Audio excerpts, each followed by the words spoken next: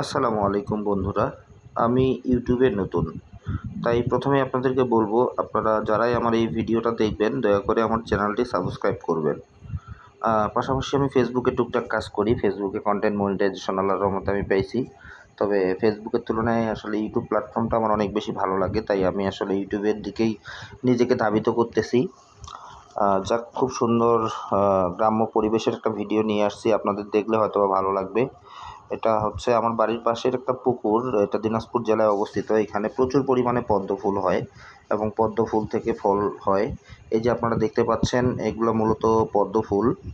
পদ্ম ফুলের পাতাগুলো অনেক বিশাল হয়, দেখলে আসলে মন জুড়িয়ে যায়।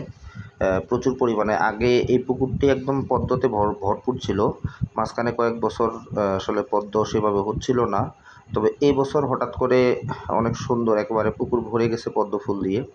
এই যে দেখতে পাচ্ছেন আপনারা, পদ্ম ফুলের পাতা আসলে বিশাল পাতা, খুব ভালো লাগে। আমরা ছোটোবেলায় এই পদ্ম ফুলের পাতা মাথায় দিয়ে বৃষ্টির দিনে মানে ছাতা হিসেবে ব্যবহার করতাম। এটা আসলে শৈশবের স্মৃতি, খুব মজার স্মৃতি। আপনারা যারা গ্রামে থাকেন, যারা পদ্ম ফুল দেখছেন তারা অবশ্যই বলতে পারবেন। আর যারা আপনারা শহরের মানুষ তারা অবশ্যই বলতে পারবেন না। এই যে আমি পদ্ম ফুল তোলার জন্য পুকুরে নেমে যাচ্ছি, মূলত পদ্ম ফুল তোলার জন্য না, পদ্ম ফলটা, যে ফলটা কিন্তু আসলে খাওয়া যায়, এটা কিন্তু অনেক সুস্বাদু একটা জিনিস। তো সেটা তোলার জন্য আমি পুকুরে নামছি। আপনারা এই জিনিসগুলো কখনো সেভাবে দেখছেন কি না আমি জানি না, হয়তো বা অনেকেই দেখেন নাই, যেটা আমার এই ভিডিওর মাধ্যমে আপনারা দেখবেন। আর আমি সবসময় চেষ্টা করব গ্রামীণ পরিবেশ। এই যে দেখেন পদ্ম ফল, এটা ফল, এখানে মাঝখানে ওই যে কালো, কালো তো না, সবুজে দেখা যাচ্ছে দানা দানা কিছু জিনিস আছে, যেটা আসলে খাইতে খুবই সুস্বাদু, খুবই সুস্বাদু।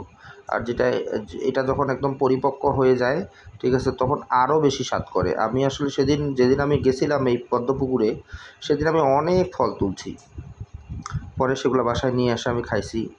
আর আপনারা যদি আমার এই চ্যানেলের সঙ্গে থাকেন তাহলে অবশ্যই আমি আপনাদের গ্রামীণ ভিডিওগুলো মাঝে মধ্যে দেখাতে পারবো।